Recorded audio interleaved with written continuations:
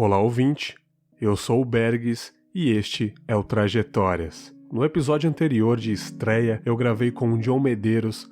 Foi uma conversa muito legal sobre os perrengues que ele passou na adolescência e hoje vive uma vida legal nos Estados Unidos. Foi bem bacana, foi bem receptivo o episódio, a galera gostou muito, né, cara? Eu adorei os feedbacks, então eu acho que eu vou focar bastante nesse projeto na próxima temporada. Se você não ouviu ainda, eu te convido a dar play nesse episódio, só procurar Trajetória 01 no feed do Confábulas. Hoje tenho mais uma conversa bem agradável pra vocês. Eu troquei uma ideia muito legal com o Xi, do podcast 80 Watts, meu camarada aí, que já participou aqui do primeiro Esse Dia Foi Louco, né? Foi bem legal. Ele contou um pouco sobre a sua infância, sobre podcasts, a gente bateu um papo também, rádio e também anos 80. Foi bem legal, um papo bem tranquilo, bem descontraído e eu espero que vocês gostem. Aquele tipo de conversa que o ouvinte tem vontade de entrar no assunto.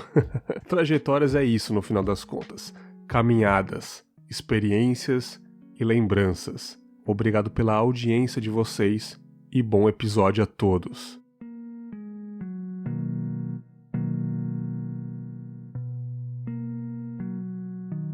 Mas é bem que você falou mesmo, cara. Eu acho que, assim, eu tava conversando com um amigo meu que eu quero trocar de equipamento e tal, aí ele falou, cara, mas, assim, força total, eu quero muito que você consiga os equipamentos que você quer, mas você acha que precisa mesmo pra mídia podcast? Eu falei, cara, eu não acho que precisa. Esse microfone que eu uso, eu posso gravar o resto da vida com ele. Mas, assim, o meu sonho é ter um Rode, cara. Eu quero muito ter um Rode, velho. Eu quero essa ostentação. Eu não quero ter uma BMW, eu não quero ter uma Ducati. Eu quero ter um Rode, mano. Meu sonho é ter um Rode. Pode crer, cada um com essas ostentações. É que, tipo, eu não sonho em ter um Ferrari, cara. Eu sonho em ter um chofer, cara. Pode dirigir um Fusquinha, mas que eu não preciso mais dirigir, cara. Nossa, eu odeio dirigir, cara. Eu odeio dirigir. Eu odeio dirigir, cara.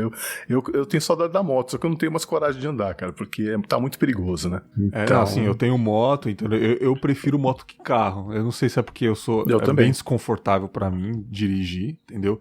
Eu não sei até hoje como eu consegui tirar minha habilitação dentro de um Celta, mas isso daí é uma incógnita. Você sentou no banco de trás, né? Porra, mano, eu virava o volante e batia no meu joelho, você não tem noção, mano. O negócio era maravilhoso, cara. Eu não sei até hoje como eu tirei minha carteira de moto, cara, porque eu nunca tinha subido numa moto. Uhum. Eu só andava de scooter, essas coisas assim, sem troca de marchas, né? E aí eu fui fazer o curso, fiz uma aula e fui fazer o teste. E passei. Aí sim, cara. Pô, zerei, cara, a pista. A primeira vez que eu fui fazer a prova de moto, eu fiz o percurso perfeito, eu cheguei no final, o cara chegou perto de mim. Aqui, tá vendo seu capacete, ó? Você não ajustou o prendedor do pescoço aqui, ó. Putz. Passar bem. Nossa, que sacanagem, não. Aí eu falei, fera, pelo amor de Deus, eu fiz o zerinho aqui bonitinho, fiz os trajetos aqui, só por causa disso, mas só por causa disso você morreria na pista. Aí eu falei, porra, brigadão mesmo. Aí paguei mais um dinheiro pra fazer a prova de novo. Palhaçada. É a máfia do Detran. Eu tirei a carteira, eu demorei pra tirar a carteira de habilitação, porque eu não gostava de dirigir mesmo. Minha mãe ficou enchendo o saco porque queria que eu levasse ela pra fazer compra, e aí eu acabei tirando, mas se eu puder, eu vou a pé, cara, eu não dirijo não. A pé é bem, eu também ando bastante, cara, eu quase não uso. Cara, o futuro vai ser aplicativos de motorista mesmo, sabe? Tipo, tomara. Cara, o futuro é isso, cara. As pessoas dirigindo pra você e faz sentido, né, cara? Até numa vida correria, porque as pessoas em cidades grandes que passam bastante tempo em trânsito podem usar esse tempo no trânsito para trabalhar dentro do carro. Então, se tiver alguém dirigindo para você, você pode estar com o seu notebook, com o seu smartphone respondendo e-mail em reunião, né? Sim, cara. Vamos tirar o ser humano de trás do volante, cara. E uma coisa que me irrita muito, cara, e assim, você já parou para pensar que numa cidade, 80% do espaço é por causa da bosta do carro, cara? Exatamente. É só rua, garagem, estacionamento, avenida, assim, carro ocupa espaço, cara. É um espaço que poderia ter gente morando, sabe? Mais espaço de lazer, mas, pô... E aquele lance também, né? Um ônibus transporta quantas pessoas, né? E um carro transporta duas, assim. Eu sei que ônibus é sinal de pobreza aqui pra gente, né? E lá fora muita gente anda de metrô pra caramba, anda de ônibus pra caramba e é super normal, né? Bota um serviço de qualidade com assentos bonitinho, limpinho, com ar-condicionado. Eu quero ver neguinho falar que, sabe, não quer andar de ônibus. Você acha que o cara não vai trocar o ônibus pelo IPVA de 1.500 por ano? Nossa, eu não curto essa parada de carro, não, assim, cara. Tanto que quando eu morava em São Paulo, eu não dirigi, eu aprendi a dirigir com com 20 anos eu aprendi a dirigir, Eu eu também. já tava aqui já. Lá em São Paulo eu nunca me importei com carro. Meus amigos com 18 já lançavam um Fiat Tipo, já lançavam um golzinho bolinha, rebaixadão. Eu caguei, sabe? Eu nunca me interessei por carro. E hoje, se eu abrir a tampa do carro, aí, tanto que eu falo tampa, olha o tiozinho, velho. Eu não sei o que tem ali no motor. Eu não sei nem o que é o motor, se bobear, velho. Não sei se fica na frente ou atrás, né? O do Fusca é atrás, né? O teste, cara, onde tá o step, cara? Oxi, é inegável que as nossas gerações são bem diferentes, né? Sim, Isso claro. Que eu acho muito louco, cara. Eu acho isso belo. Eu acho belo. É muito bom, porque a maioria dos meus amigos, meus web amigos, né? Meus amigos virtuais de PopQuests, estão na faixa dos 30 e poucos anos. Sim, que é a maioria dos podcasters, né? É a maioria dos podcasters. E eles falam muito que, os anos 80 foi legal e blá, blá, blá. Mas essa galera era criança nos anos 80. Uhum. A galera lembra dos filmes, enfim. Os anos 80. Essa galera nasceu em 82, 81. Eu nasci em 91. Então, anos 80 descartável pra mim. E também os anos 90 é descartável pra mim também. Porque eu não lembro de quase nada, cara. A infância a gente não lembra muito. Eu lembro mais do final da década de 70, por exemplo. Eu não lembro do começo. Então tipo assim, eu cresci realmente nos anos 2000. É assustador essa diferença, né? Porque, tipo assim, os anos 90, 94, Ayrton Senna, Bebeto e Romário, eu não lembro de nada, cara. Eu não vi o Bebeto jogar. O Bebeto, eu tinha 3 anos quando o Brasil foi tetra. Então, tipo assim, eu não posso falar que eu cresci nos anos 90. Eu não cresci nos anos 90. Se eu te falar que eu lembro... nos anos 2000, tá ligado? Se eu te falar que eu assisti a despedida do Pelé, do Cosmos, cara, você acredita nisso? Muito, cara, mas eu acho isso excelente, cara. Eu tava vendo a entrevista do Nick Ellis, lá no Eu Tava Lá. Nick Ellis, meu parceiro pra caramba, eu gosto muito dele, já gravou comigo aqui. Ele também é um cara mais velho e ele tava na Copa dos Estados Unidos de 94. Ele tava lá. Ele viu todos os jogos. Ele tava atrás do Tafarel, mano. Tá ligado? Nossa, cara. E ele viu a bola do Roberto Baggio passando do lado dele, velho. Na lua. Nossa, cara. Assim, imagina quantas pessoas do planeta podem falar isso, cara. Eu tô arrepiado só de lembrar isso, cara. Nossa, cara. Isso é muito maluco, né, e cara? Ele foi... e ele foi recentemente nos treinos da Copa América, né? Que tá passando, que já passou, dependendo de você, ouvinte, que está ouvindo esse episódio. E ele gritou o nome, Tafarel, que o Tafarel é treinador dos goleiros, né? Da seleção. Aí ele pegou o Tafarel, eu tava atrás do gol, cara, na Copa, tal. O Tafarel olhou pra ele pra ver se tava de sacanagem, viu que ele já tem o cabelo branco, assim. Então realmente esse cara não deve estar de sacanagem. Então quer dizer que você tem uma história comigo, cara. Aí o Nick, tenho sim, cara, tenho sim. E eu fiquei imaginando, cara, o Nick Ellis com 22 anos, na época, vendo o Roberto Baggio jogando pra lua. Ele falou que nunca secou tanto uma pessoa quanto aquele dia. Né, cara? Cara, eu lembro bem desse dia, mas assim, eu vou te falar que eu não me emocionei muito não, cara. No futebol, a conquista que eu chorei mesmo, cara, que marcou na minha vida foi a do Corinthians, né, quando ele saiu da fila, em 77. Isso eu lembro do meu pai, a gente assistindo o jogo, eu lembro da bagunça na rua, eu lembro de uma semana depois ainda tinha gente comemorando, cara. Sim, mano.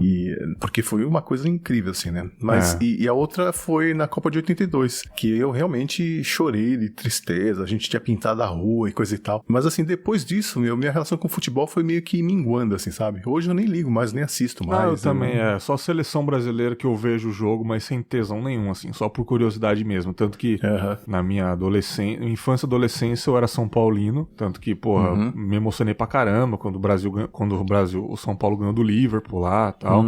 Fiquei emocionadaço, gritei pra caramba. O Rogério Ceni deu aquela ponte, parecia uma lagartixa, cara. Ele pegou lá em cima, cara. Ele pegou lá na coruja a bola do Gerrard.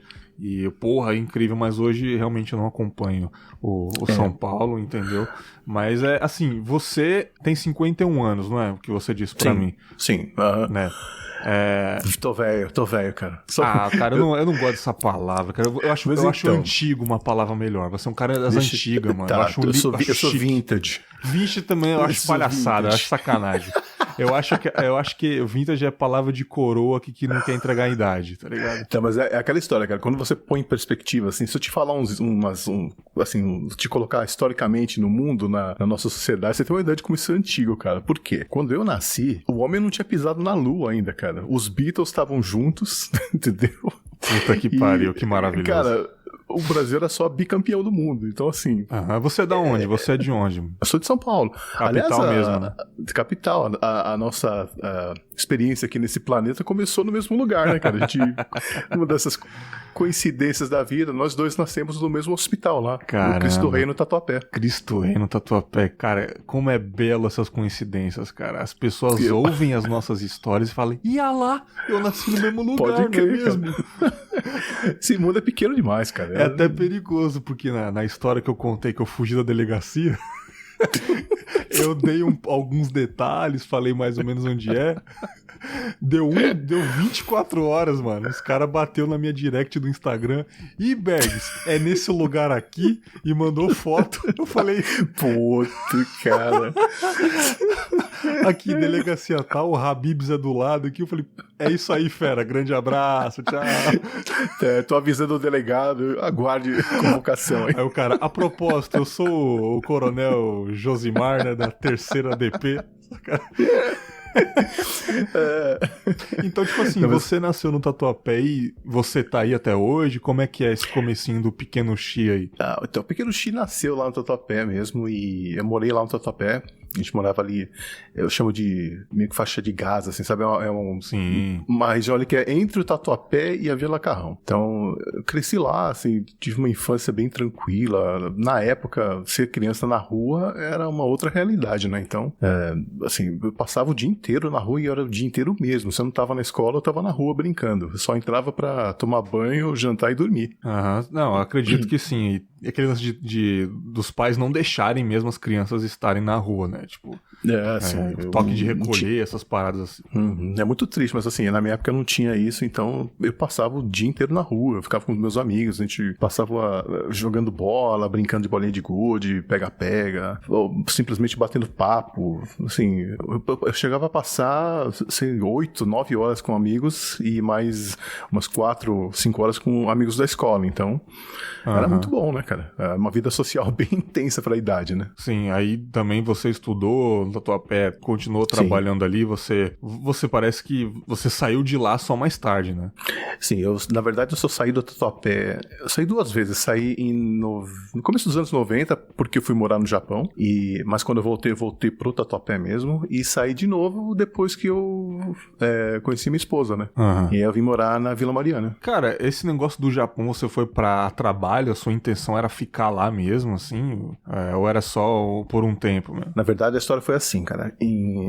No final dos anos 80, eu tava já na faculdade, eu trabalhava no banco. Eu tinha feito carreira no banco já, que nem existe mais, era o Banco Econômico. E, cara, sabe quando... Eu não tive crise dos 40, não tive crise dos 50, mas eu tive crise dos 20, cara, você acredita? Crise dos 20? Mano? Crise dos 20, cara, eu não sei se algum ouvinte vai se identificar com isso, mas eu lembro perfeitamente, assim, quando eu tinha 13, 14 anos, sabe quando passa aqueles cadernos na escola pra você assinar e deixar uma declaração pra pessoa? Era um costume que tinha antigamente, você fazia um caderno de perguntas e passava pros amiguinhos, eles respondiam e você guardava aquilo. É o Yahoo resposta das antigas, assim. Exatamente, é tudo roots. E aí eu lembro de ter escrito ali que eu vislumbrava assim, a minha vida com 21 anos, já casado, com filhos. Ô, louco, mano. E, assim, porque na cabeça de quem tem 13 anos, 21 tá bem longe, né, cara? Então, e aí quando eu passei dos 20, cara, eu não sei, me deu uma sensação tipo, eu não tô indo pra lugar nenhum, cara. A vida tá passando e, assim, eu tô deixando ela me levar, mas ela tá me levando pra um lugar que eu não tô a fim de ir, sabe? Com 20 anos. Exato, cara. E aí eu parei, eu falei, eu tava fazendo a SPM, que é de publicidade, né? E aí, fazendo contato com os amigos lá, muita gente bem mais gabaritada do que eu, com contatos na área e tal. E eu não conhecia ninguém, cara. Se continuasse ali, eu com certeza ia vender anúncio publicitário em revista, alguma coisa assim, né? E aí tava super desmotivado, e aí eu tinha ficado com uma DP numa matéria de... estatística, cara, que era matemática, e eu odeio matemática, cara, aquela história de que japonês é bom de matemática, pra mim não tem nada a ver, cara, eu odeio. É só 99%, você se encaixa no 1% que total, não é bom em número. Total, e eu tô, acho que no 0,5% que ainda uso o dedo pra fazer conta, sabe? Tipo, não me pergunte tabuada do 7, cara.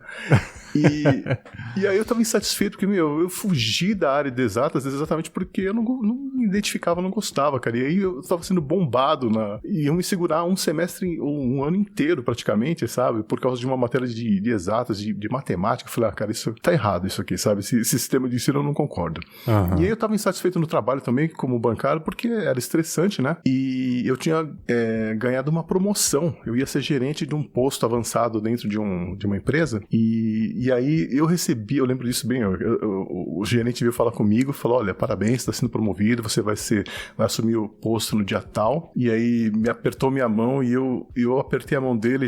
Sabe quando você se vê no futuro, cara, careca, barrigudo, de terno e gravata, estressado, chegando em casa, dando esporro nos filhos? Sim. Eu falei, cara, não é isso que eu quero, não. Eu preciso dar um jeito de parar isso, cara. Não tive dúvidas, cara. Tinha um amigo meu no banco que queria ir pro Japão, porque naquela época o Japão tava chamando muita mão de obra. Teve aquele boom econômico, né? Então eles estavam contratando muita gente do Brasil pra trabalhar nas fábricas lá.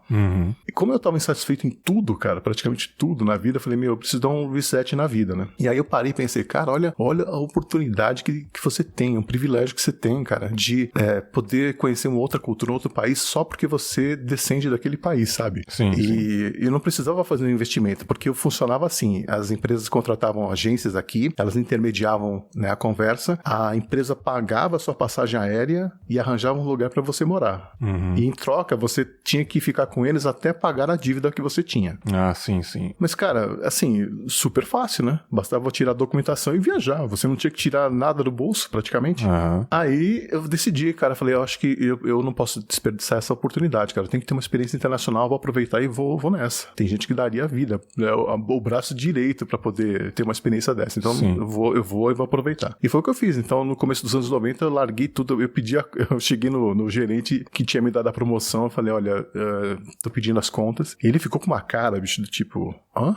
What the fuck? Mas você acabou de ser promovido. Eu falei, mas não, obrigado, valeu, mas não é isso que eu quero pra minha vida, não. Cara, só te interrompendo, é basicamente o que o John fez no primeiro Trajetórias, cara. Eu vi a história do John, cara, eu fiquei emocionado. Falei, cara, que história legal, cara. Ele disse que ele tava eu não lembro a empresa de fato que ele tava antes de decidir para os Estados Unidos, mas ele falou que tinha funcionário que tava há 40 anos nessa empresa, morando a 100 quilômetros dessa empresa, e ele meio que se viu como esse cara, falou, cara, eu não quero ficar 35 anos trabalhando nessa empresa, fazendo o mesmo trajeto. Então ele pediu as contas no emprego que tinha estacionamento com o nome dele, tinha benefício, blá, blá, blá, blá, blá, e ele picou fora. Eu, no seu lugar, eu não faria isso. Pois é, então, mas por quê? Porque eu tinha um privilégio, eu não ia dormir na rua se eu, largasse o emprego, né? Então, assim, eu podia fazer isso. E aí fica fácil você ter coragem, né, pra fazer as coisas, né? Sim. Então, assim, até o John mesmo falou, né, que assim, se você dá oportunidades pras pessoas, elas fazem isso. Quem não faz não é porque falta vontade ou falta esforço, ou não é isso, cara. Essa tal da meritocracia, não existe isso, cara. Você tem que ter as condições certas pra você ter cabeça pra tomar uma decisão dessa, né? Ai, como é bom conversar com gente inteligente, velho. Ouviu, galera? Meritocracia é o cacete, velho. Cara, não, eu tenho total consciência de todos os privilégios que eu tive na vida, de ter uma família estruturada, sabe? Sempre tive pai e mãe, nunca precisei me preocupar com o que eu ia comer ou se eu ia dormir na rua, sabe? Cara, isso faz toda a diferença na vida das pessoas, né? É por isso que irrita quando você ouve esse tipo de coisa de certas pessoas que simplesmente não vivem numa bolha, né, cara? Não tem contato com a realidade da maioria das pessoas desse país, né? Essa pessoa fala, é só você trabalhar que você vai conseguir. Sim, cara. Não, pior, cara, assim, eu tenho exemplos de amigos que moravam em Cortiço, cara. Eu vi um cara que dormia no chão da rodoviária, assim, e hoje o cara tá super bem conceituado na área dele, mora no Panambi, né, no Morumbi, aqui em São Paulo. Maravilhoso, né? Cara, assim, alto padrão de vida, assim, mas eu vi, mas assim, até mesmo esse cara também teve os privilégios, né? Ele teve uma mãe que cuidava dele, teve o apoio da tia, né, que sempre ajudou quando a mãe não podia ajudar.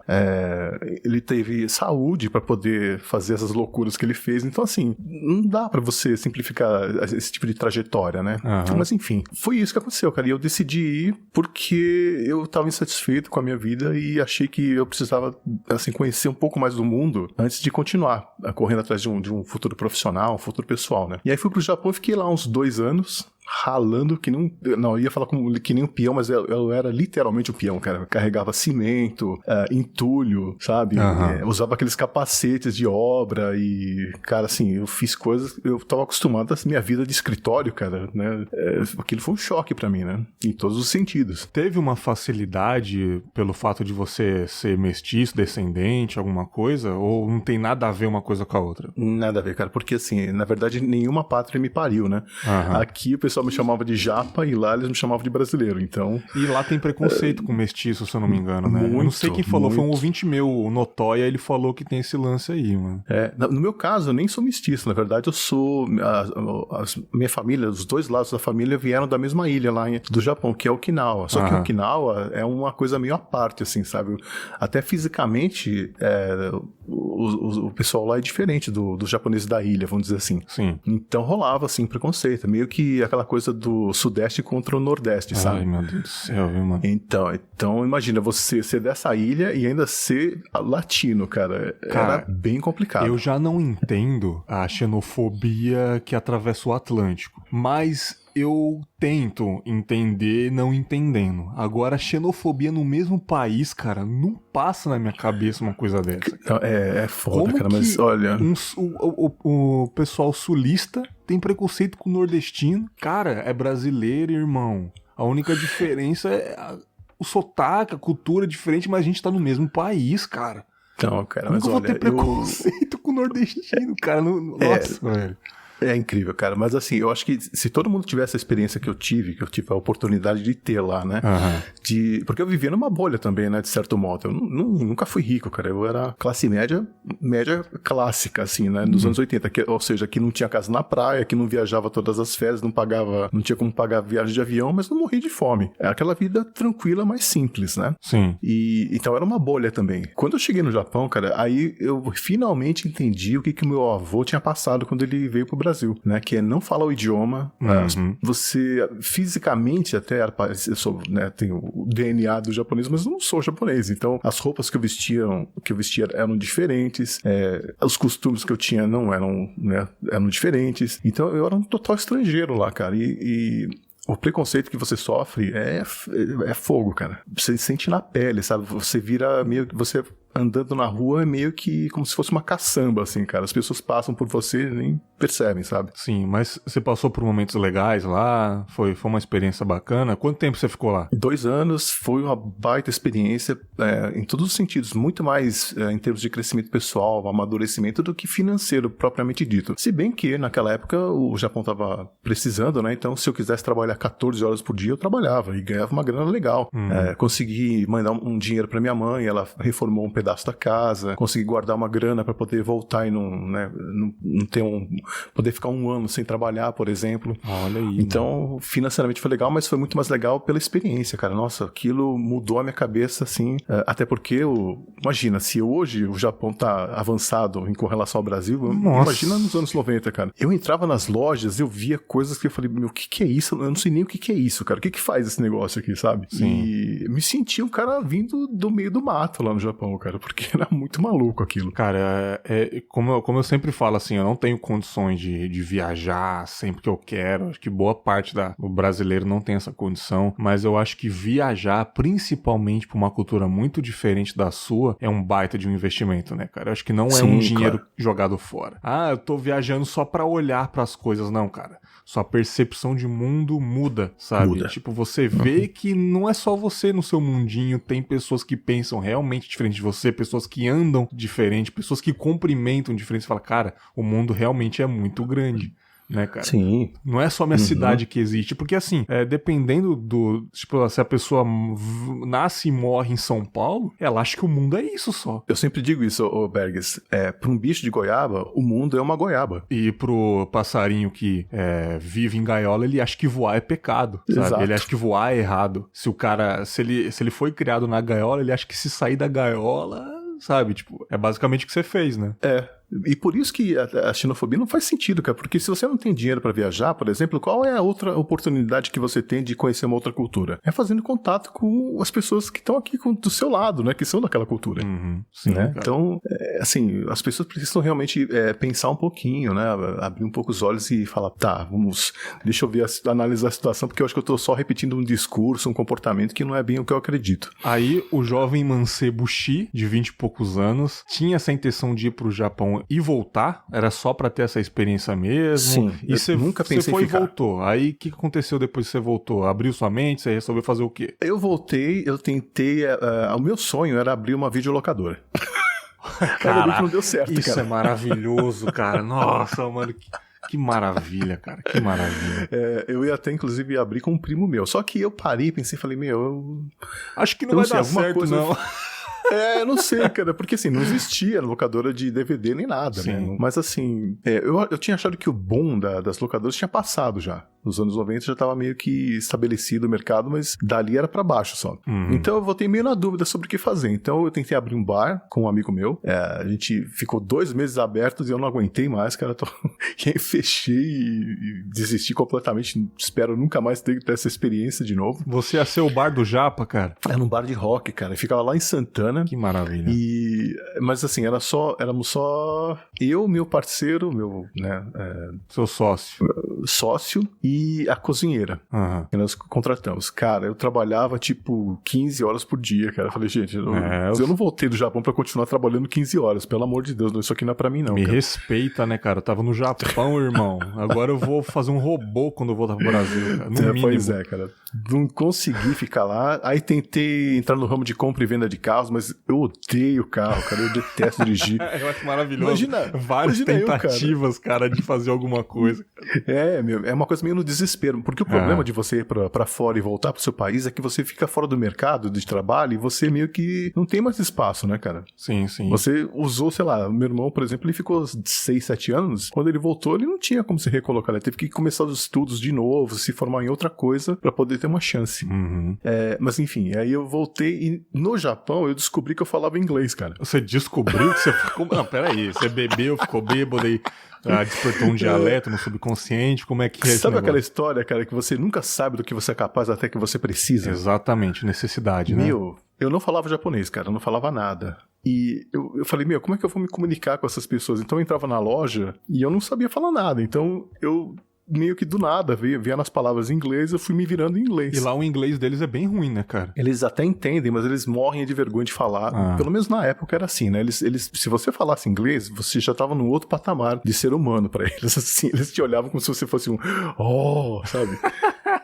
E eu aproveitei, né, cara? Eu falei, bom, já que eu lembro dessas palavrinhas aqui, vou jogar uma palavrinha aqui, outra ali, né? E aí, assim, pelo menos eu ganhava um respeito e conseguia me comunicar um pouco, pelo menos, né? Sim. E aí foi uma coisa muito louca, cara, porque até então eu só tinha estudado inglês na escola, né? Então eu lembrava das coisas básicas da escola. Mas falar, conversar, a gente nunca faz na sala de aula, né? Então, quando eu comecei a conversar, eu falei, cara, não é que eu lembro dessa palavra, é assim, assado, você junta a palavra aqui e ali, essa frase aqui serve pra isso. E foi assim, cara, eu descobri que eu falava inglês e fui me aprimorando, conheci uma holandesa que dava aula de Aikido. Caraca. No clube local, cara. E a gente começou a ficar amigo, a gente conversava muito. E ela falava um japonês perfeito, assim. Ela morava lá, acho que o marido dela era japonês. E ficamos amigos. E ela falava, né? Tipo, não, você fala inglês. Eu falei, não, mas eu não é possível que eu fale inglês, cara. Porque assim, eu nunca me formei, eu nunca não tinha nem o diploma. Sim. Então, quando eu voltei pro Brasil, a primeira coisa que eu pensei em fazer foi, vou, né, aumentar o meu currículo, então eu vou colocar lá que eu sou fluente em inglês, mas eu preciso de um diploma. Nossa, eu achei que você ia dar aula de inglês, mano. Eu achei que você ia falar isso. Mas aí o que aconteceu? Eu fui pra escola, fiz um teste,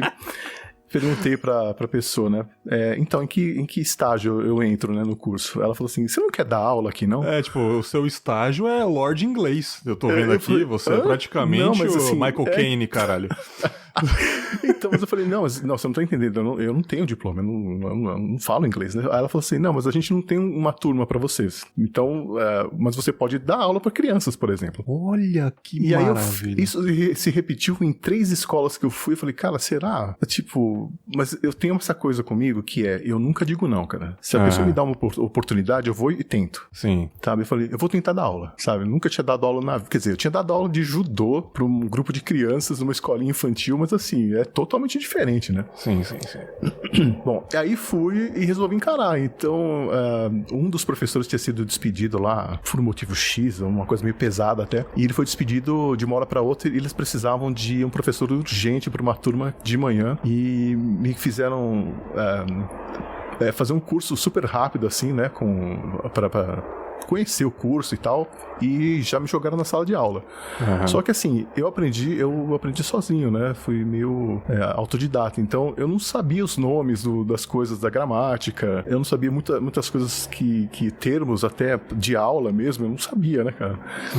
Então foi uma coisa muito estranha, porque no treinamento tinha um grupo de 5 ou 6 professores ali, a coordenadora deu o giz na minha mão e falou assim, ok, eu quero que você me explique como é que você explicaria, como é que você ensinaria o presente perfeito para os seus alunos. Eu falei, tá bom. Parei na frente da lousa, olhei para ela, falei, o que é o presente perfeito? E me dá um exemplo.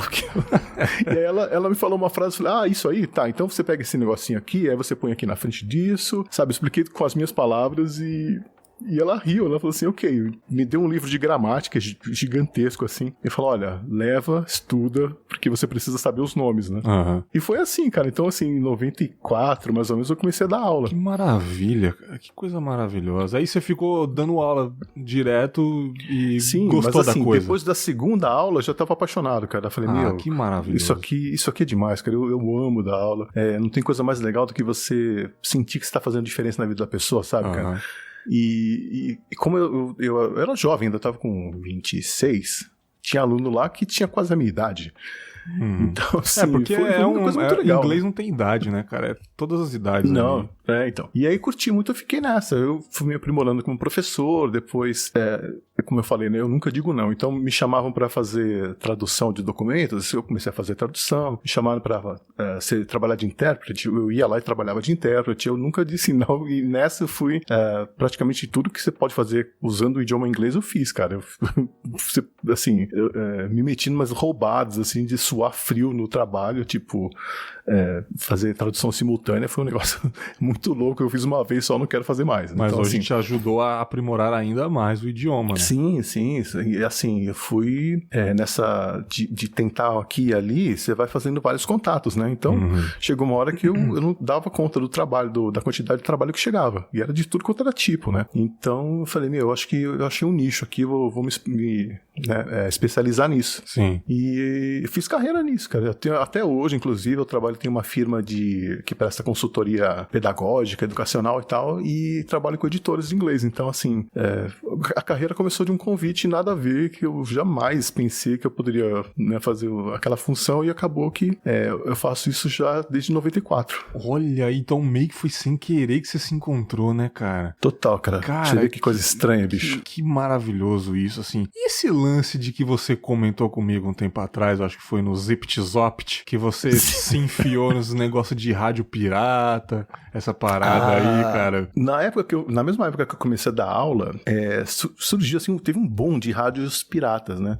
Porque, eu não sei se é porque o equipamento barateou, se era porque as pessoas aprenderam a fazer, mas surgiram várias rádios piratas. A maioria eram rádios ligadas a políticos e igrejas. Pra variar. Mas, naquela época também tinha a questão de gente que queria simplesmente se divertir, né? Sim. Então tinha rádio de música mesmo. Então, eu conheci um pessoal que morava lá no bairro onde eu morava, e eles tinham uma rádio que, por sinal, eu escutava, né? Até acho que essa foi uma das coincidências da vida. Eu falei, cara, eu escuto a rádio de vocês. E aí ele me chamou pra ir lá visitar e tal. Falou, pô, cara, você tem uma voz legal, fala a hora aí, vai. Abre o microfone e fala a hora. E aí, claro, né? Vocês, assim, todo mundo que é podcaster tem essa experiência, né? A primeira vez que você senta na frente do microfone pra falar, a voz não sai.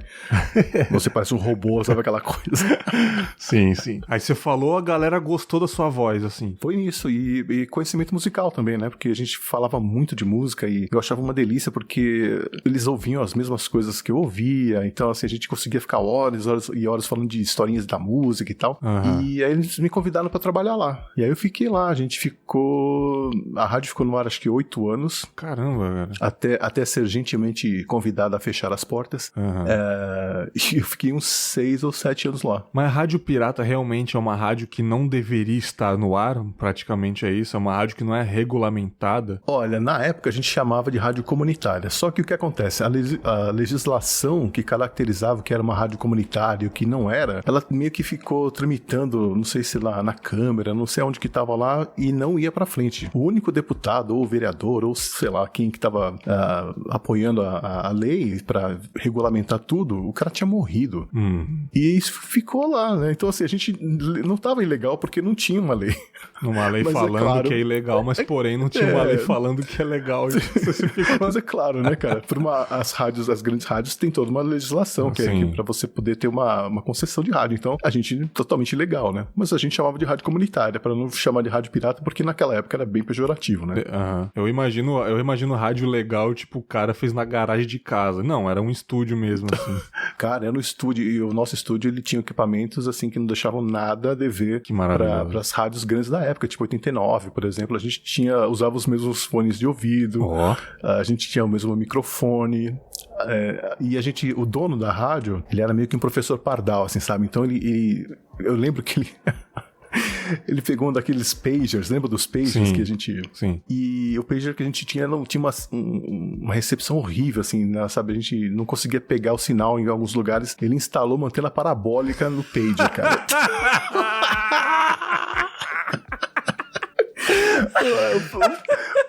O pager pesava 50 gramas e a parabólica 200, cara. Era um negócio absurdo, assim. O cara botando antena parabólica no peito. Juro, cara. A gente pegava até sinal do espaço naquele negócio. Caralho, né, mano. E ele era maravilhoso assim, cara. Ele era, tipo, deixava o MacGyver no chinelo, sabe? Pô, então, que isso, mano. Contrate esse cara pra fazer o MacGyver, cara. Não, esse cara, ele trabalhou em grandes... não vou nem falar onde ele trabalhou, mas assim, ele trabalhou em rádios grandes, cara. Ele trabalhou em TV, sabe? O cara manjava muito. Ele manja ainda, né? Ele tá nessa área até hoje. E foi uma época muito divertida, cara. Mas assim, é daí que vem o nome Xi, né? Que, obviamente, você não vai falar o seu nome completo na rádio. Por motivo, né? Porque ninguém é besta. Aqui é o fulano da Silva e tá começando, mas não, né? A gente não era tão esperto assim, porque a gente chamava a rádio de Tatuapé FM. Então... E não tinha nenhuma Tatuapé FM, cara? Não tinha, mas aí a Federal sabia exatamente onde procurar, né, cara? Acho que tá no Jabaquara, né?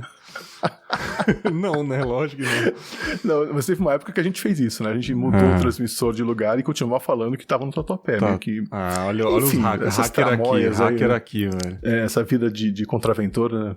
Tinha seu lado interessante, mas enfim, não recomendo a ninguém, não, porque naquela época era o único jeito, pelo menos, né? De você fazer, de produzir conteúdo próprio, porque ou era isso, ou era você publicar fanzine, né? Tirar umas cópias em Xerox, e era isso, basicamente. Em questão de podcast, a gente consegue ver as estatísticas, os números de reproduções, de download, sei lá, do jeito que você fala. Eu falo reproduções, né? Porque eu não olho a fundo as minhas estatísticas mesmo. Eu não sei se é preguiça, enfim, eu não olho. Então, reproduções ali, eu vejo ali de cara. Mas nessa época da rádio, vocês tinham uma noção de que pessoas estavam ouvindo vocês, assim, cara?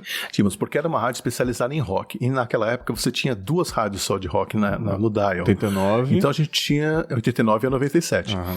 Acho que tinha Brasil 2000 já, mas o sinal da Brasil 2000 não era tão bom assim, então.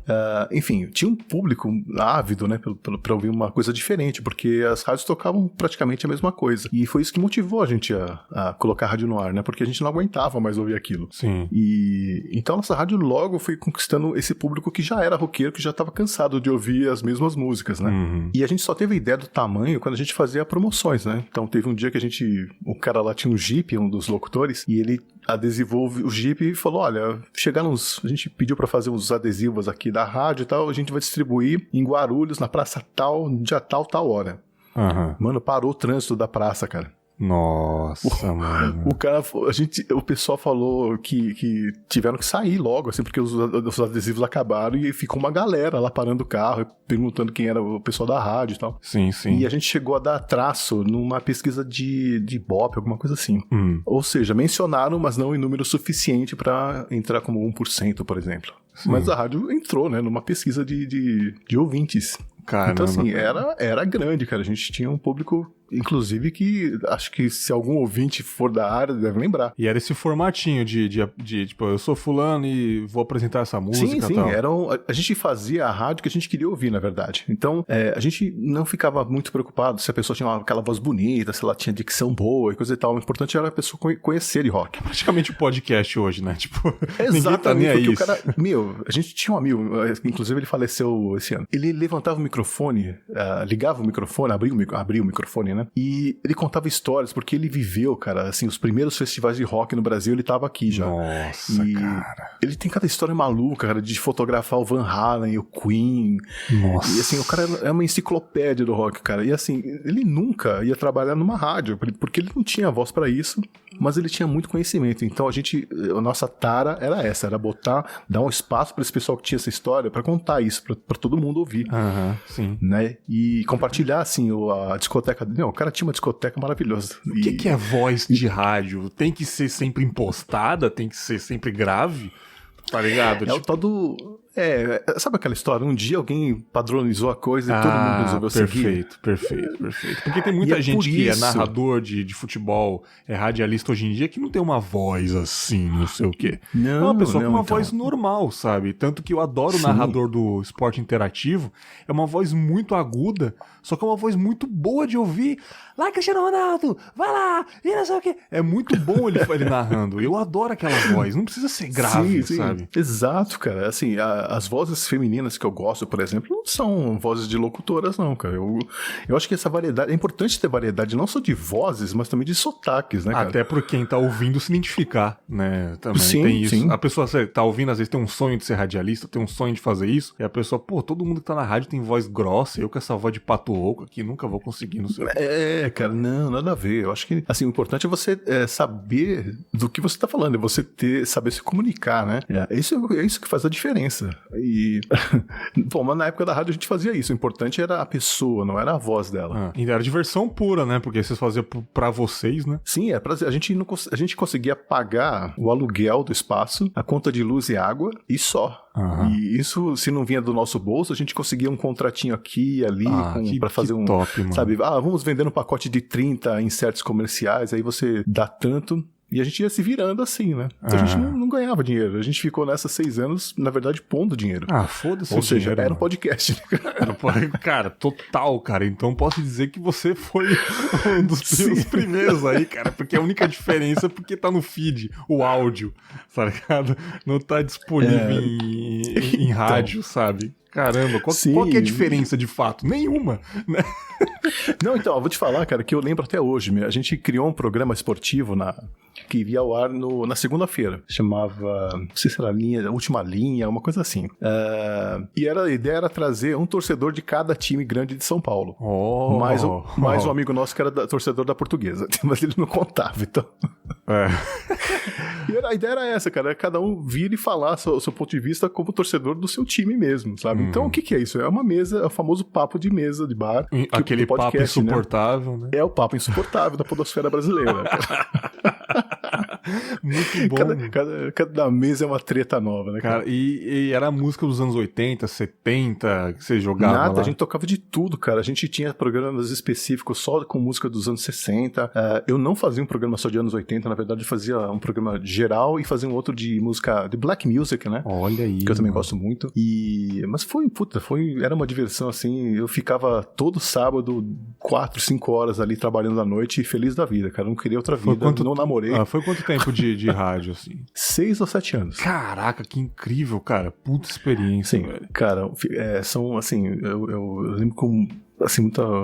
Dá uma dor no coração, sabe? Saber que como ela foi encerrada, assim, de repente, mas, assim, não ia durar muito mais mesmo. Mas o que aconteceu?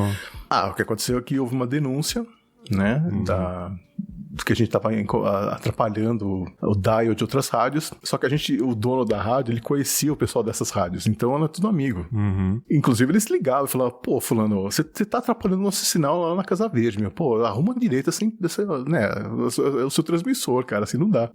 Mas assim, apesar da gente estar meio que invadindo ali, a gente sempre tomou cuidado pra deixar tudo bem calibradinho, pra não incomodar muito mesmo, né? Sim. Porque não é do nosso interesse chamar atenção pra nós, né? Mas um dia aconteceu uma denúncia e aí apareceram lá os PF, né, da vida. Sim, sim. Mas eles foram super gentis, super educados. Acho que até eles ouviam a rádio se bobear, viu, cara? Porque eles perguntaram, olha, tem algum disco raro aqui que vocês querem levar? Porque a gente vai aprender o resto. Caramba, tipo, os caras com uma dor no coração de fechar a parada, né, mano? Então assim, porque a estrutura era tão bonitinha, cara, era tão, assim, sabe, profissa mesmo, sabe? E aí eles levaram tudo. Depois de 10 anos prescreve o crime e aí o dono da rádio pôde ir lá pegar os equipamentos, mas tava tudo enferrujado, tudo cheio de pó, né? Sim, sim. Os discos, alguns quebrados, aquela coisa. E você né? pegou alguma coisa de lembrança, alguma coisa, equipamento, alguma coisa assim? Que eu tenho, até hoje eu tenho só documentos, cara, do tipo controle a pauta do dia, as notícias que todo mundo deveria dar nos programas, coisas operacionais, né? Mas físicas mesmo, eu consegui salvar os meus discos porque eu levava e trazia pra casa. Eu não deixava nada lá. Cara, eu não sei se você já reparou, eu posso estar enganado. As coisas que a gente faz, que a gente não ganha dinheiro, é mais gostoso. Cara, porque é incrível você não faria isso, se você não gostasse, né? Eu não sei, cara, porque eu conversei com o Brian um tempo atrás, eu tava falando de fazer o que você gosta, podcast, e se por acaso virar um trabalho, é lucro. Ele falou, mas também é meio perigoso se virar um trabalho, porque aí você vai deixar de gostar antigamente como você gostava. Eu falei, é verdade. Que se virar realmente um trabalho, vai virar uma responsabilidade que tem que ser entregue direto e não pode falhar. E se eu não tiver a fim de fazer essa semana, eu tenho que fazer, porque é um trabalho, sabe? E olha isso, vocês trabalharam 8 anos sem receber dinheiro simplesmente porque vocês gostavam de se divertir, cara. Isso que eu acho, cara, valeu a pena demais, velho. E sabe o que é mais incrível, cara? A gente não atrasava aluguel, água, olha luz. Isso, cara. Vocês pagavam pra super instalar, organizado. Mano.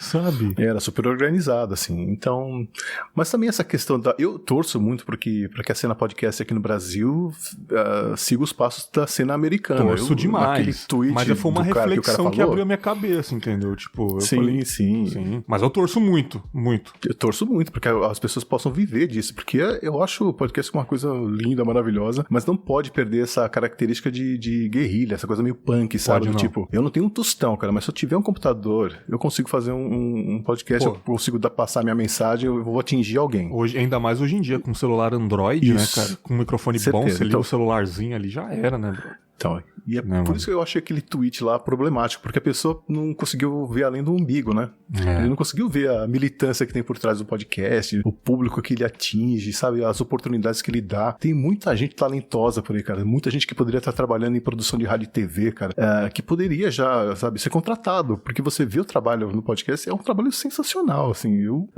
pago pau pra muita gente na podosfera, sabe? Você é um cara desses que podia estar aí, numa rádio, entendeu? Eu sou da geração antiga, eu tô fazendo hora extra, porra, nada a ver, cara, nada a ver, mano. Nada a ver, você tem experiência de um radialista, você tem conhecimento musical de um radialista, você tem histórias pra contar, pra compartilhar junto com a pessoa que tá contando, bater de frente. Eu, por exemplo, não tenho. Uma pessoa começa a falar as paradas, eu falo, não lembro dessa época, não. Você já tem esse currículo, entendeu? Mas, cara, você tem coração, cara. Você vive falando que ama podcast. Então, se você juntar um grupo de pessoas com essa paixão, cara, não tem como o movimento tá errado, sabe? Sim. Mas eu confesso, por exemplo, se eu tiver que trabalhar com podcast, eu gostaria de trabalhar na produção, não na frente do microfone, sabe? Eu gostaria de, no fundo, eu acho que eu vou ser sempre professor. Então, eu gostaria muito de ensinar as pessoas a como criar um podcast, dar dicas de como fazer as coisas, sabe? Eu adoraria fazer um trabalho voluntário desse, por exemplo. Sim, eu já sou ao contrário. Eu adoro apresentar, mas também eu não largo a produção de mão. Eu não consigo imaginar alguém mexendo no meu podcast, editando meu podcast. Porque eu quero botar essa trilha, você, né? Eu quero cortar esse trecho. Eu quero, sei lá, cara, eu sou muito ciumento. E tipo assim, a rádio já era anos 2000 quando ela acabou ou ainda não? 2003, eu acho. E quando que você começou o 80 watts? Depois que a rádio fechou, dá um vazio, cara, porque um dia você tá ali com a sua galera fazendo churrasco no meio do pátio da rádio, falando de música, e no outro, não tem mais isso. Fica um vazio, né, cara? Então, eu sentia falta disso. Eu continuava ouvindo muita música, acompanhando, né, os lançamentos, se bem que nos anos 2000, acho que pra mim, anos 2000 foi a década perdida mesmo. Ou época ruim pra música, cara. Sim. Eu sou dessa época e tipo assim, minha referência é Linkin Park, tá ligado? Desculpa. Então, assim, eu até não desgosto do Linkin Park, mas teve muita coisa ruim mesmo, né? Sim. Mas enfim, e aí eu pensei, cara, eu ouvi falar de rádio online, vou tentar fazer rádio online. Botei uma rádio online no ar, assim, aprendi na marra, como eu sou meio que autodidata pra tudo, então eu fiquei ralando uns 6 meses tentando entender o que era, como fazia, como utilizar o software, os serviços que eu tinha que contratar, botei a rádio no ar, montei uma estrutura legal. Só que aí eu chamei o pessoal que trabalhava comigo na rádio analógica, ninguém queria passar pra rádio digital. Porque meu Deus. É um outro brinquedo, cara. É totalmente diferente. Era o medo do novo, então, né? Não era, cara. Porque o tesão da rádio, a gente fazia tudo na mão. Então, assim, a gente colocava o disco no ponto... que gostoso, não tinha que apertar um play, cara. a gente tinha que virar o disco, colocar naquela faixa, né, no espaço no vazio, né, entre uma música e outra, a gente tinha que saber exatamente quanto tempo ia demorar para aquela música entrar. Porra, o cara tinha que ser manjudo mesmo, né, cara? Sim, a gente tinha que pôr no ponto as coisas, sabe, aumentar e diminuir o volume da música de fundo, Sim. do seu microfone, era tudo na mão, então a gente parecia que você tava meio que controlando um avião, sabe? Uhum. Era três coisas ao mesmo tempo, assim, ali, e isso que era o legal. Na rádio online, não tinha nada disso, cara, o programa do computador fazia tudo. Sim, cara, aí meio que, é isso? É isso aqui? O digital? Perdeu a graça. A gente ficou 6 meses no ar e falou, quer saber? Não é legal. Isso não é o que eu quero.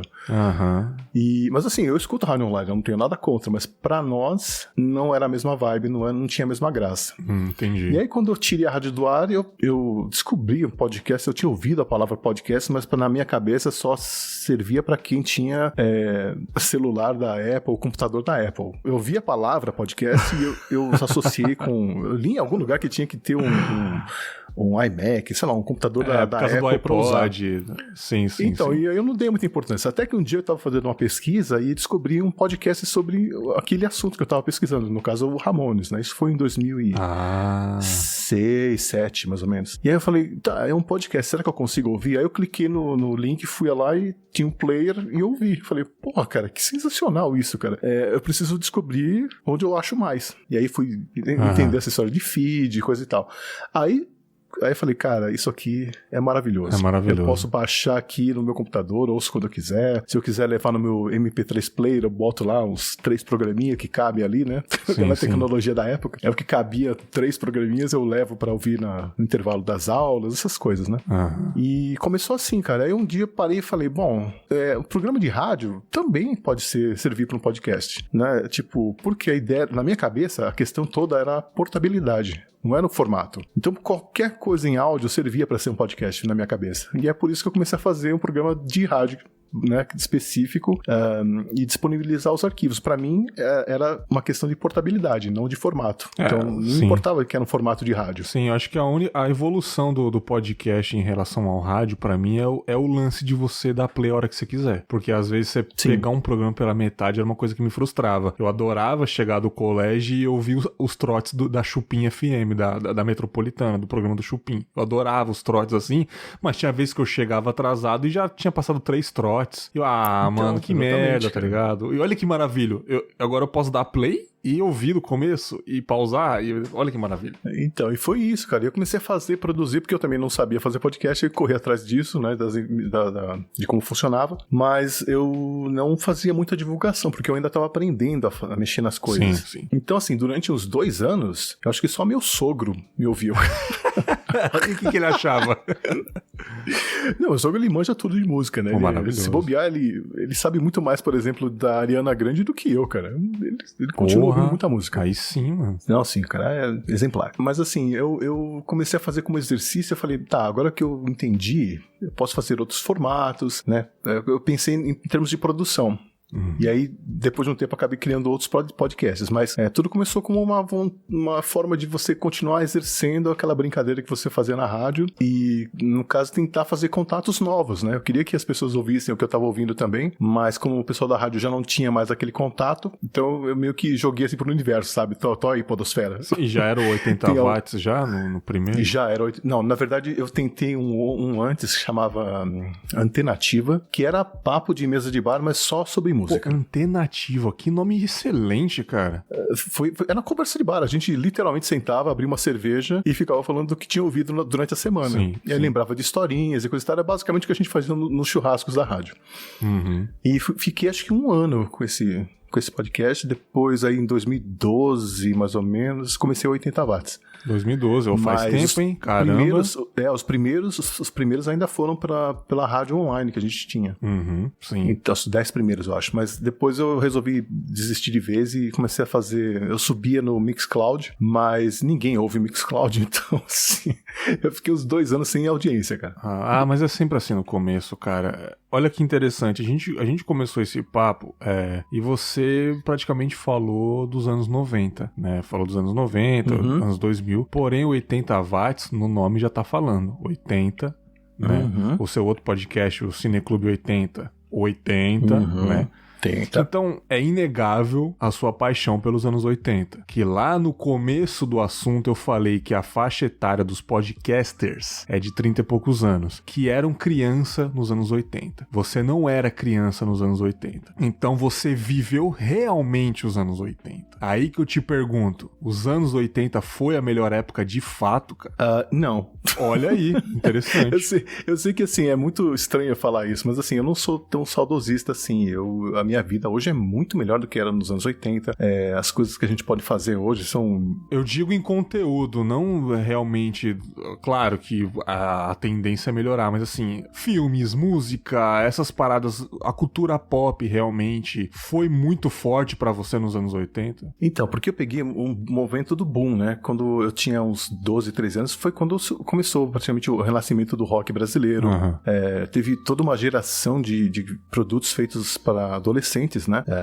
Você tem o cinema, por exemplo. Nossa, assim, os lançamentos voltados para o público infantil nos anos 80 eram infinitamente maiores em larga escala em comparação com os anos 70. Então, foi uma época muito boa para ser adolescente, para curtir cultura pop, mas assim, cada um vive a sua época, né? Você é produto da sua época. Então, para mim foi maravilhoso, mas se eu pegar hoje um moleque hoje de 13 anos, entrar numa máquina do tempo e soltar ele lá em 1982, ele vai achar tudo um porre, cara. Você acha, cara? Eu acho que pro rock, cara, pelo menos, principalmente pelo rock, eu acho que não tem como superar os anos 80, cara, na minha visão. Sim. A importância cultural, eu falo isso em todo o programa, né? Foi a década que nos criou, né, cara? Porque muita coisa que surgiu nos anos 80 reverbera até hoje e você vê. Ontem mesmo eu tava vendo um canal, alguma coisa na TV aberta e tava lá um comercial com música dos anos 80. Não tinha motivo nenhum pra ter aquela música lá, mas tava tocando lá, né? Então, assim, você vê ecos dos anos 80 em tudo. Sim. E tipo, e o que é interessante do seu podcast, você não solta um Metallica lá, tá ligado? Você solta não, até porque, cara, a banda Foda-se, que eu nunca ouvi falar. E é incrível, cara. Sabe? Mas no caso do Metallica é por 2 motivos, né? Primeiro porque, assim, eu toco o que eu gosto realmente, assim, eu faço uma curadoria musical e se eu for tocar um Metallica, eu vou pegar e eu vou ouvir tudo que o Metallica lançou nos anos 80 e vou pegar uma faixa que ninguém ouviu. Só que todo mundo ouviu Metallica, é isso que eu tô dizendo. Então tem pouca coisa de faixa B, você, né? Lado não B. apresenta bandas conhecidas dessa época, você apresenta bandas que ninguém ouviu falar, mano. Nem eu, cara, porque assim... Sim. Na verdade, a ideia surgiu, cara, porque eu tava procurando uma música e acabei achando uma versão eu não lembro que música que era, mas era uma versão que foi gravada por outra banda nos anos 80. Eu falei, cara, eu nunca ouvi falar dessa banda e era dos anos 80. Aí eu comecei a pensar, se eu olhar na lista das músicas mais tocadas, né, na Inglaterra, no ano tal, será que eu vou reconhecer todas as bandas, todos os artistas? E aí eu percebi que não, né, cara, porque tudo que chegava aqui no Brasil meio que passava por um funil da mídia, né, mainstream. Então, assim, eu conhecia música pelas coisas que eu lia nas revistas, na Bis, Som 3, Roll, essas coisas. É a mesma coisa na TV, né? Então tudo passava pelo filtro daquelas pessoas que estavam produzindo o programa, e muita coisa eles rejeitavam. E eu descobri que eu gostava de muitas dessas coisas que foram rejeitadas, então eu comecei a correr atrás disso. Sim. E é infinita, assim, a quantidade de coisa boa que tem pra se ouvir daquela época. Eu tô há 7 anos fazendo isso e continuo achando bandas novas, cara. Então... Não, como eu disse, você imagina. Não, e deve ser um trabalho muito ferrenho, né, cara? Pra você conseguir bandas novas. Se eu não me engano, sim. O podcast do Pensador Louco é mais ou menos isso também. Sim, que ele faz com bandas novas atuais, né? Exatamente, só que são extremamente desconhecidas por nós, também. né? Eu não sei aonde é dessa banda, mas assim... É um trabalho difícil pra caramba, cara. Não é um confábulas que você liga o microfone e sai falando abobrinha. Não, são trabalhos diferentes, Bergs. Mas assim, eu tenho certeza que você rala pra cacete pra fazer o seu podcast. Sim, é trabalhoso, sim. Né, então, assim, são trabalhos diferentes, mas assim, é um trabalho de pesquisa, de curadoria, de seleção, e eu preciso meio que combinar, né, uma música com a outra, então eu tenho que criar blocos coesos, e aí eu coloco informações sobre coisas que aconteceram naquela época, notícias atuais que tem a ver com aquela época, então tem também um trabalho de pesquisa, né, em jornais e blogs, mas é uma coisa que eu curto fazer, eu gosto de pesquisar, né, por isso que eu falo que eu gostaria de trabalhar com produção, caso o mercado de podcast se firme no Brasil. Sim, eu não queria estar na frente do microfone, não, eu acho mais interessante estar por trás. Mas eu acho que a tendência é se firmar, cara, porque não tem como algo desse tamanho, podcast já tá numa proporção, pelo menos nacional, muito grande, não tem como se tornar eternamente amador, sabe? Eu acho que a tendência vai acontecer uma hora ou outra, sabe? Tipo, e pior, que vai ser da noite pro dia. Você vai ver os negócios aparecendo, vai ser igual, tipo, já tá aparecendo essa televisão de LCD aqui, até ontem era só de tubo. Vai ser um negócio que você vai perceber assim, caramba, cara, até ontem não tinha esses carros aí todos iguais, antes era só o carro quadrado da Chevrolet. Vai ser assim, tipo... Eu não sei o que falta exatamente pra acontecer isso, cara, de se popularizar, porque se você para pra pensar, as pessoas assistem vídeos no YouTube e não é muito diferente, na verdade até consomem mais banda, né? Você sabe o que manda no mundo é as grandes corporações, então se as grandes corporações realmente prestarem atenção, você vai ver que realmente vai ser da noite pro dia, cara, sabe? Porque tudo na vida é recurso. Precisa de alguém com recurso pra investir nisso. E já tem pessoas investindo nisso, só que ainda não chegou, mas vai chegar, cara. O negócio vai ser um boom. Só que tem teorias, muita gente já falou que se as grandes corporações prestarem atenção e fazerem podcasts, ou nós, que somos menores, vamos ficar praticamente ofuscados, ou vai ter um espaço pra todo mundo. Tipo, vai ter um pouquinho de maré pra todos os barquinhos no mar, assim, sabe? Sim, que é o ideal, né? É mais democrático, assim. Sim. Mas eu também não sei se o público que consome podcast é um público diferenciado, sabe? Porque eu também consumo YouTube, consumo muito YouTube, mas eu conheço gente que não consegue ouvir nada em podcast, não consegue manter atenção, sabe? Então eu fico pensando se não tem uma exigência diferente no podcast. É aquele lance que a pessoa que não gosta, realmente ela não encontrou o podcast ideal pra ela, sabe? Eu acho que é isso. Eu acho que não todo mundo, vai que nada é 100%, mas uma grande parte ainda não achou o seu nicho, entendeu? Se a pessoa é muito ansiosa, existe um podcast de 7 minutos que a pessoa pode ouvir, entendeu? Tem podcast pra dormir, gente. Porra. Você pode ouvir podcast pra dormir, eu tô ouvindo um que o cara é Uber, mano. Ele tá gravando no Uber enquanto trabalha. Que eu acho ótimo, sensacional. Mano, o cara, enquanto tá indo pegar o passageiro, enquanto tá indo entregar alguma coisa, ele... galera, trânsito tá foda aqui, não sei o que. Ele tá falando, o áudio dele é excelente, Xi. Eu acho que ele grava com um Rode no pescoço, tá ligado? Com o microfone do Silvio Santos aqui. O áudio dele é maravilhoso. O cara tem um zoom H6 no banco do passageiro ali.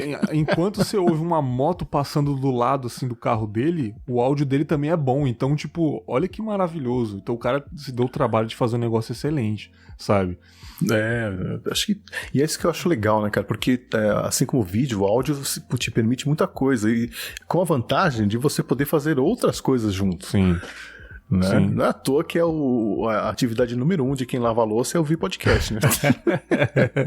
Você tá desde 2012 fazendo o 80 watts, só que, acho que recentemente, 2 anos pra cá, 1 ano e meio pra cá, você fez o de filmes, cara. E era também uma vontade de falar sobre isso? Você já tinha podcasts antigos sobre filmes? Porque os anos 80 pra filmes foi foda pra caralho.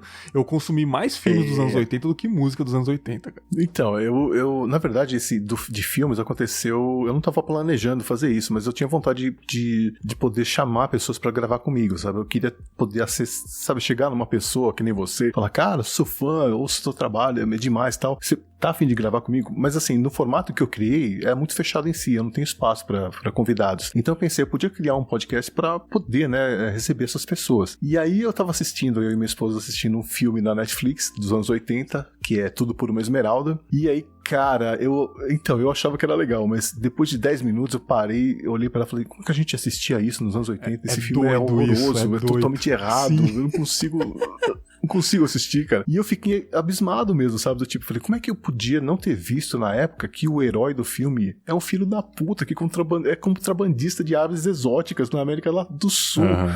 Sabe? Como é que eu não via que a heroína do filme ela era super bem sucedida, mas ela só seria feliz se ela tivesse um cara, um lixo daquele lá como marido. E eu fiquei pensando, falei, meu, o filme é tão errado em tantas coisas que eu acho que ou eu mudei demais, o que é bom, ou realmente o filme sempre foi ruim e eu só conseguia ver alguns detalhes dele, né? E aí me veio essa ideia de falar dos filmes dos anos 80 com esse olhar mais atualizado. Sim. E é muito bom chamar convidados, né, mano? Eu acho que, assim, a melhor coisa dos podcasts é a oportunidade de você ter esse canal pra acessar essas pessoas, porque, tipo, nós nascemos no mesmo lugar, mas, assim, a gente nunca ia conversar um com o outro, primeiro porque você mora em outro estado, né? Sim. E de uma faixa etária diferente, mas, assim, você vê que coisa, eu acho que essa é a melhor coisa do podcast, é o que proporciona, né, esses encontros, esses contatos, cara. Eu fiz muitas amizades aí entre podcasts e ouvintes que, pô, assim, pra mim já valeu a pena todo o trabalho. Sim, cara. Não, mas o Cineclube 80 é excelente, é maravilhoso. Aquele dos irmãos cara de pau lá. E que filme, né, cara? Eu acho que é um dos melhores filmes da sua época, né? Da sua época, nos 80 ali. Sim, tem muita coisa legal. E, aliás, você precisa passar lá, né? A gente já tá em tratativas aí pra você participar lá. Sim, cara. Porque você tem um podcast de filmes, você tinha um antes, né? Do cara, Confábulas, que eu não sabia. Eu já tive tanto formato, cara. Eu já tive de música também, cara. Não sei se você já chegou. Cara, eu me espanto com essas coisas, tipo assim, gente, mas quantas décadas vocês estão fazendo podcast? Vocês se conhecem todos, todos os podcasts se conhecem, sabe? E eu não tava sabendo de nada disso. Cara, assim, acho que eu faço podcast desde 2014. E assim, eu tive um podcast de música que durou pouco, porque o projeto não vingou e o site acabou. Mas assim, eu particularmente eu achava muito vazio o que eu fazia, assim. Tem pessoas que gostavam muito, que eu pegava um artista, Sabotagem, por exemplo, que, pô, sou fã do cara, o cara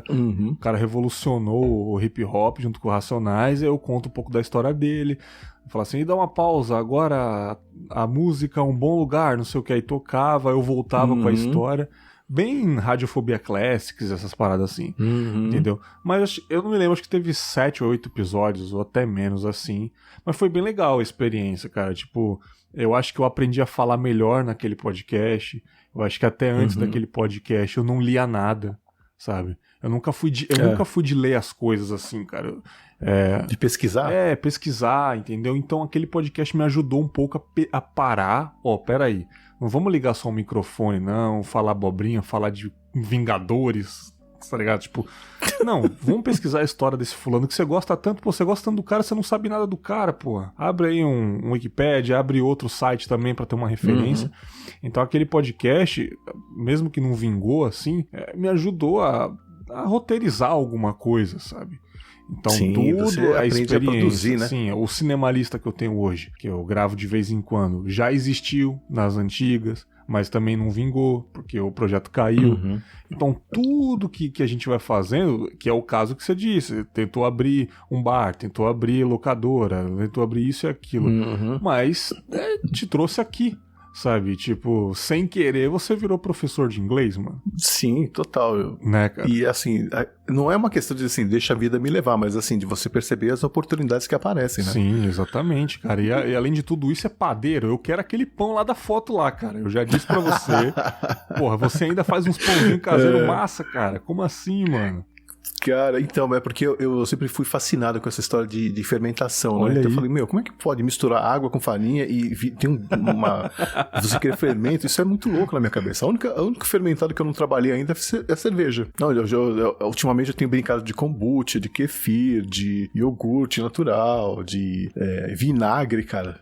Assim, eu gosto de experimentar aquilo que eu falei, eu nunca digo não. Então, será que eu consigo fazer? Eu vou tentar. Pra quem não sabe, o Xi já participou do primeiro Esse Dia Foi Louco. Olha aí. Era o primeiro, cara? Era o primeiro, com o Christian, com o Diego... a culpa do formato pelo qual Esse Dia Foi Louco ficou famoso é do Diego Bob, cara, tá? Foi... Cara, eu vou... Caraca, agora eu vou até pesquisar se é o primeiro mesmo. Peraí, esse... Eu acho que era o segundo, não era? Não sei, agora você me confundiu. Mas eu acho que o primeiro era mais sério, eu não lembro, cara. Mas quando você me chamou, sabe o que eu pensei? Eu falei, eu tenho que pensar naquele dia que mudou minha vida, cara. Assim, que eu aprendi milhares de coisas. Que, assim, minha vida nunca mais seria a mesma depois daquele dia. Uhum. Mas não era essa a intenção, né, cara? Então... Vamos lá, Google pesquisar. Agora eu vou tirar... Cara, foi o mesmo, foi o primeirão, cara. Porque o 2 aqui, aí. O 2 que eu tô vendo, o 2 foi... tá certo. Pode crer, cara, porque não se chamava Esse Dia Foi Louco, era um outro dia, cara. Era episódios, era tipo, episódio tal, Esse Dia Foi Louco. Quando eu tava querendo colocar episódios separados do Reflexões aqui. Não, tinha um outro nome, cara. Você pensou em fazer do tipo, esse dia, um dia especial, era uma coisa assim. Ah, sim. E aí no meio da nossa conversa, acho que foi até o Diego Bob que falou, esse dia foi louco, uma coisa assim. Tipo, eu queria fazer uma coisa mais experimental, um negócio mais tal, e virou uma comédia. Eu falei, tá aí, cara, eu não quero só chorar nessa porra desse podcast, velho. Pô, pode crer, você já me fez chorar, cara. Então, eu não quero fazer as pessoas chorarem. Eu tava na rua, cara, e eu chorando na rua, o pessoal olhava e não é pra mim, cara. Eu não quero só chorar no podcast, eu quero rir também, entendeu? Então eu falei, cara, olha como as coisas são, cara, as coisas vão lapidando devagar. Eu falei, eu vou fazer a partir da segunda temporada, 2019, eu vou fazer reflexões e intercalar com Esse Dia Foi Louco. E tá funcionando pra cacete, mano. Tem muita gente que só ouve Esse Dia Foi Louco. Não quero saber de reflexões, não quero ficar triste hoje, não sei o quê. O Berg soltou de histórias agora, vamos ouvir. Então funcionou. Assim como esse Trajetórias, eu disse até no Stories, no dia que a gente tá gravando aqui, eu postei uma série de Stories, e era um formato, cara, que eu sempre consumi, eu sempre consumi entrevistas e saber a história de alguém, sabe? Tipo, eu também adoro biografias, cara.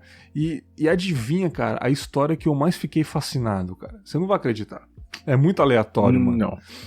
É da Márcia Imperator, mano. Você lembra dela? Teste de Fidelidade, João Kleber? Não, cara. Eu poupei meus neurônios, eu não assisti isso, não.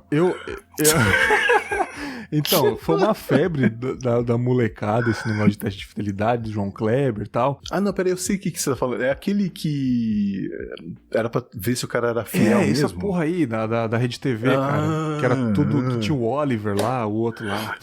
Então, cara... E tipo assim, muita gente taxava a Márcia Imperator de vagabunda, tá ligado? Porque ela fazia isso e tipo, ela saía na rua xingada pra caramba, que ela fazia isso com o marido dos outros. Olha como o mundo é machista, né? Ela que fazia isso com o cara, não era o cara que era um pilantra, tá ligado? Exato. Aí eu vi lá, Márcia Imperator, história de vida, alguma coisa no YouTube, 1 hora de papo. Falei, caramba, 1 hora, né, mano? Porra, doido, né? E cara, a história dela é impressionante, a história dela é louca. Tipo, mano, ela casou, ela era criança ainda, tipo, fugiu de casa porque apanhava pra caramba e casou cedo e o marido... Nossa, cara, é uma história triste assim, cara, e as reviravoltas. Aí, do nada, eu lembrei dessa história. Eu falei, caramba, e se por acaso eu jogar isso pro Confábulas, tá ligado? E eu tava conversando com o John lá há muito tempo no Telegram e ele trocou uma ideia comigo e falou, pô, esse cara deve ter uma história massa, que tal eu estrear com ele? E funcionou pra caramba. E eu falei, pô, eu vou trazer pra 3ª temporada o Trajetórias aí, porque é um formato que eu sempre consumi, cara. Eu vou trazer pra cá, independente se é uma pessoa famosa, tá ligado? Uma pessoa famosa é uma pessoa que não é famosa é uma pessoa que tem história. O único problema é que ela não apareceu na TV, sabe? Tipo... Sim. Então, você sabe que quando você me convidou, a minha reação inicial foi falar não, né? Tipo, não, eu não vou contar minha história de vida. Quem vai querer ouvir minha história de vida, né, cara? E aí eu parei e pensei, falei, mas, o Confábulas é exatamente isso, cara, pra mostrar que todo mundo tem uma história interessante. Sim, né? Porque, mano. Não é, porque eu ouço as histórias das pessoas que passam por aí e falo, minha vida é um lixo, cara, não acontece nada de interessante, mas assim, acho que todo mundo tem uma trajetória única, né? Então eu falei, não, o cara tá me dando esse espaço, né? Eu vou falar. Se bem que esse episódio aqui tá mais uma mistura de trajetórias com nós e o podcast, né? Isso daqui tá um papo maravilhoso, cara, eu adoro isso, cara. E eu olhei no seu Instagram, cara, um tempo atrás, além de fotos maravilhosas de pão que me deixou com fome, tem uns bichinhos bem legal também. Tem uns bichinhos bem legal lá também, cara. Você também manja desse universo dos bichinhos aí? Há uns 5 anos, mais ou menos, eu e minha esposa, nós começamos a fazer trabalho voluntário, ajudando uma ONG que resgata e coloca gatos pra adoção. Shima, você vai pro céu, cara. Se tiver um céu, você já tá lá. Você tá ligado já, né, mano? Pô, não dá, cara. Você é muito... Se tiver um céu, eu quero ir pro céu dos gatos e dos cachorros, cara. Não dá, mano. Não, eu quero ir pro céu dos humanos, não, cara. Lógico, eu também não. Você viu aquele sketch do Porta dos Fundos? Aquele lá, o céu, eu não quero ir lá, não. Feio, rude. Caramba, cara, você, assim como a minha amiga Patsy, do Papo Delas, você também trabalha com serviço voluntário de resgate, então, cara. Sim, é especializado em gatinhas grávidas. Então a gente abre as portas aqui de casa, a gente recebe os gatinhos, coloca num quartinho aqui especial, porra, né? Mano. E eles ficam com a gente até eles nascerem, crescerem, serem castrados e achar um adotante. Sim, mano. Então, mas assim, na verdade, quem faz trabalho voluntário acaba se beneficiando mais, né, do que... eu não vou dizer mais, né, mas assim, você recebe muito quando você faz esse tipo de trabalho, cara. E assim, o que não falta são causas aí pra você abraçar, né? No caso, eu e minha esposa adoramos bichos, então a gente resolveu trabalhar com bichos, mas, o que não falta é oportunidade pra ajudar pessoas de idade, pessoas em situação de risco, tudo você pode abraçar uma causa. Então, assim, se você tem... eu reconheço, assim, que eu tenho esse privilégio de poder dispensar algumas horas do meu dia pra isso, mas eu acho que tem muita gente que não percebe isso, cara. Se você pode ajudar, ajude, né? Não, e é mais uma parada que você não ganha nada com isso, né? Tá vendo como faz na verdade, a gente tem gastos, sentido, né? Isso, cara. Totalmente você pagar pra fazer uma coisa que você gosta, realmente é o que vai te preencher. Mas assim, começou, tipo, você viu uns gatinhos na rua, te deu a intenção, como é? Não, na verdade, a nossa primeira gata, ela entrou aqui em casa há 11 anos atrás, e assim, a gente meio que nunca tinha tido gato, a gente só tinha cachorros, né? E aí ela foi ensinando a gente o que era ser gato e como cuidar de gato, e aí a gente meio que se apaixonou, a gente se descobriu gateiro, assim, e... bom, a gente sempre teve cachorro também, inclusive o nosso cachorro faleceu o mês passado e tal, agora é só gato mesmo.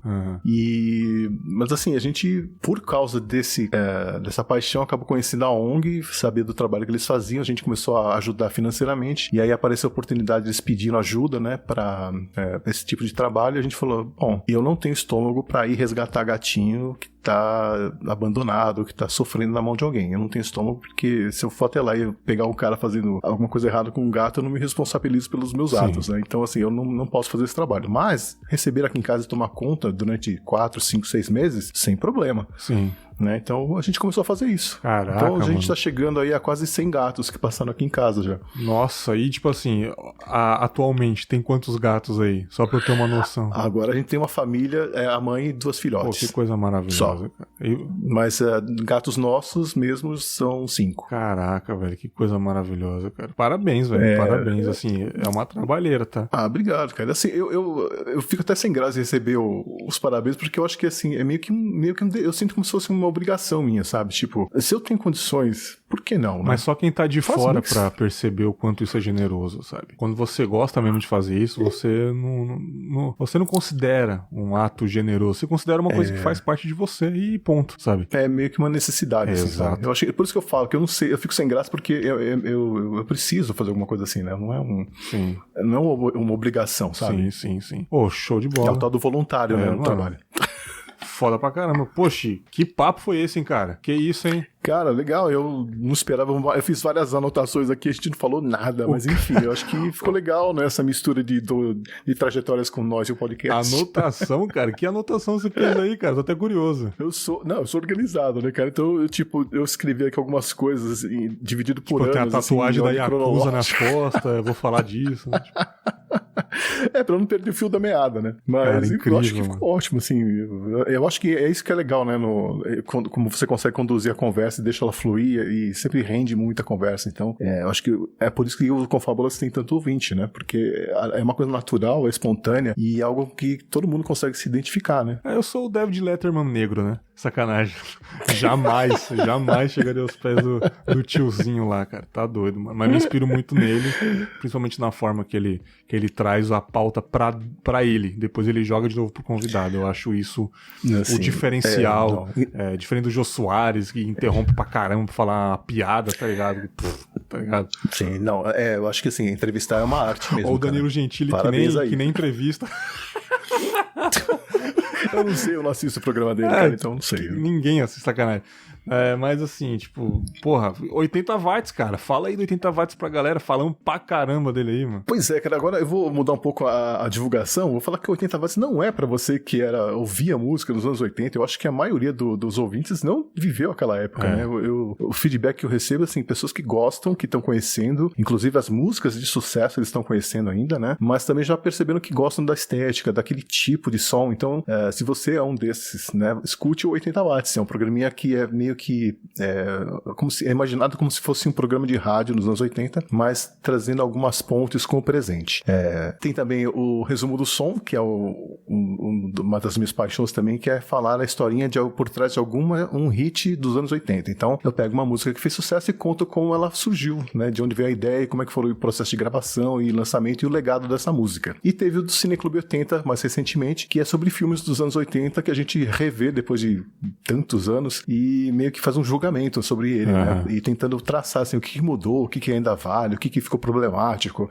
E aí eu sempre boto no final uma conversinha sobre os temas transversais que aparecem no filme. Então, é isso. Então, na verdade, a desculpa para os podcasts é ter uma ligação com os anos 80, mas eu espero que não seja só um programa saudosista, né? Muito pelo contrário, que ainda tenha relevância para o que a gente vai viver no futuro. Eu ouvi recentemente o Troco Disco, o episódio sobre pérolas dos anos 80.